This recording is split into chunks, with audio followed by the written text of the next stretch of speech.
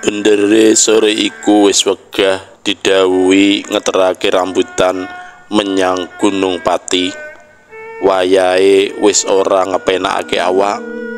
Kenthong asar langgare Kiai Jupri mentas kumlontang.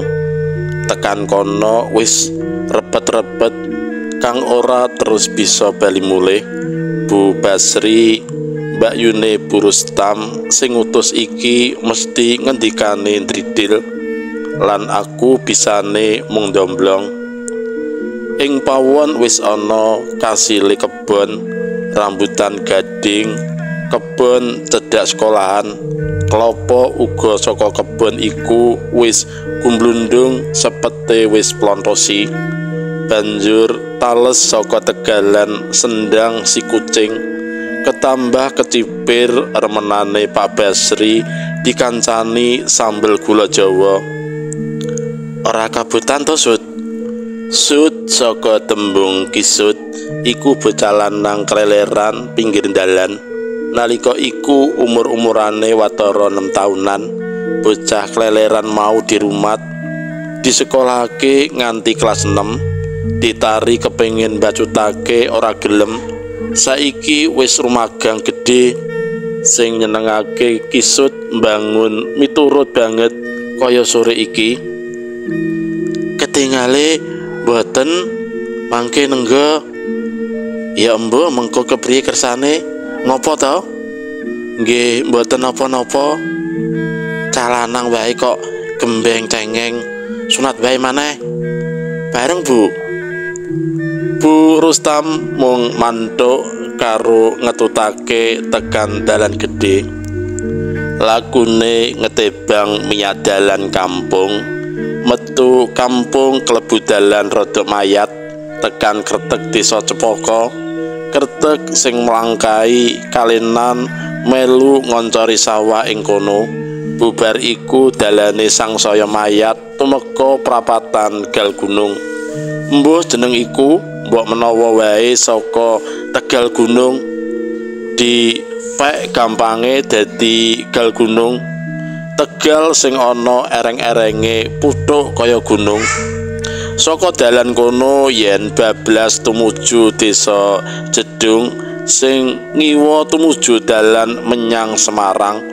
Yen menengen tumuju Gunung Pati dalan sing tumuju daleme Bu Basri. Saka prapatan Gal Gunung dalan langsa mudhun rada dawa pinayungan wit-witan sing ngrembuyung nutupi dalan. Akeh-akeh wit jengkol lan wit rambutan isih ngliwati kertek irigasi ngoncori sawah ing ereng-ereng. Bubar kertek dalan saiki rada munggah tumuju ngiwa. Entek-entekane ngiwa tekan dalan rata. Sisih tengen dalan kuburan desa ngrembel, terus dalan ombo kinepung sawah ngilak gilar-gilar. Apa maneh ngayahi tandur galengan sing mlengkung-mlengkung kaya ula nglangi. Banyu lumahing sawah nampek langit mesem. Dalan sing banjeng wis dipecaki. Saiki wis mlebu dalan gedhe. Lakune digawe rada alon mecaki dalan krakal. Ing sapinggiring dalan iku mili kalenan saka tuk banyu Abimanyu. Karo nyawang-nyawang menengen katon wit jambu kluthuk ing pinggir kalen. Menggok nengen ngliwati kertek ngarepan mlipir ngiring tumuju lawang pawon. Kula nuwun. Nalika katon sepi dibaleni maneh saka njero keprungu lakune wong sing terus mbukak lawang. Kang Kisut. Bu, niki enten Kang Kisut. Suarane Yutona sing nderek wiwit durung sekolah. Saiki wis mlebu SMP persiapan ada-adane guru SD Sabrangan. Saka njero metu Bu Basri terus alok. Kowe to Sud. Ayo mlebu wae. Kuwi Kisut ditulungi nah. Terus digaweake kopi ya. Patona ibut mung kari gawane Kisut ditata ing meja pojokan, terus ibu nggaweake wedang kopi. "Iki Kang kopine, nggo anget-anget." Saka njero Bu Basri jumedhul terus melu lungguh dingklik dawa meja pawon. "Wis panen rambutan to?" "Nggih. Ketingale sedaya wowohan ngremenake kebon jeruk segading pentile mbiyet." "Lah nggir ora kepangan mangsa wae, saiki iki mangsane ora nyenengake." "Oh to nah, mbok disediakake mangan pisan." "Ya to Sud." Kisut mung klencem-klencem mesem nyawang Patona nyediakake piring, sega ing wakul plastik, rantang kumebul ambune jangan lodeh. Ing piring ana gorengan tempe buntelan diparo, isih ketambahan gereh teri digawe kaya rempeyek, ora keri mangkok plastik isi sambel. "Di kepenake lho Kang, jo isin-isin, bubar isin kok digemateni." Kisut oleh mangan ditinggal. Kanggone Kisut kebeneran iki ateges tekan ngomah ora bakal entuk jatah, merga tekane wis bengi. Banyu putih sagelas sak glegan saka njero Bu Basri karo Yu Patona iring-iringan maran. "Wis parek tenan Sud." "Bu, sampun Gusti saestu kok." Bu Basri banjur ngendika yen wis bengi kepara gek mulih. "Aku ora ngusir lho. Wong tekamu ora kaya biasane. Iki wis bengi. Iki nggo tuku rokok. Matur Ibu, aku matur nuwun kirimane. Wis kono, selak kewengen." Kisut mikul mbatan digandoli keranjang metu saka dalem iku, terus ngingklik bablas. Sawah ngeblak diliwati, sing sore katon banyu gilar-gilar saiki ora katon. Kejaba ing langit lintang kumerlip.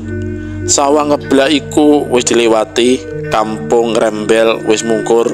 Saiki pikirane tumlawung bakal ngliwati kuburan Ngembel. Githoke krasa mengkorok, nanging nalika tekan dalan sing ngepasi kuburan keprungu swara kuthuk, krakruk-krakruk, piyik-piyik, kaya kena daya jangkae dialonake. Mengkono swara iku kaya ngeda, usanane lakune digelak cepetan, nanging swara kuthuk kemruyuk iku kaya mlaku ing ngarepe. Tekan kretek kalenan irigasi bali mandeg, kruk-kruk, piyik-piyik.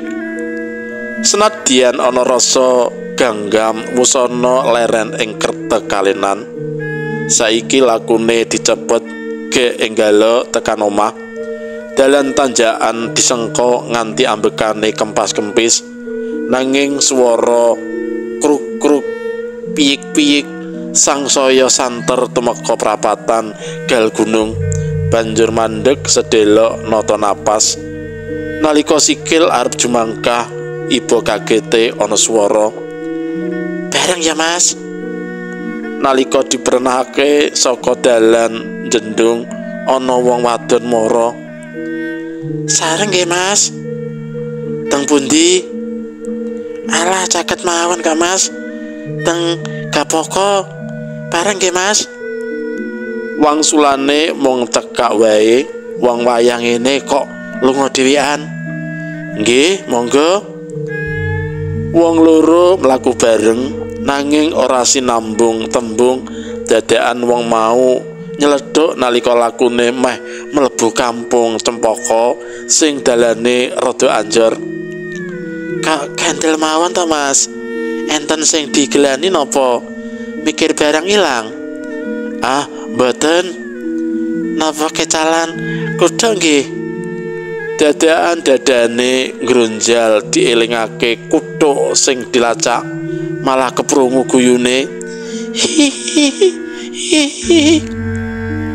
Atine njolo jalaran guyu mau, jerit nyigar wengi kaya jemplingan. "Pun, mboten sisa ngelani kuda Mas, mangke kula gantos nek pun dugu griya. Dadakan awake krasa anyes kaya es. Dilirik wong wadon iku nggandeng tangane. Lakune saiki kaya mabur. Dadakan wae wis tekan kretek cempaka. Krasa anyep iku wis ora krasa. Wis ya Mas, kaya omahku.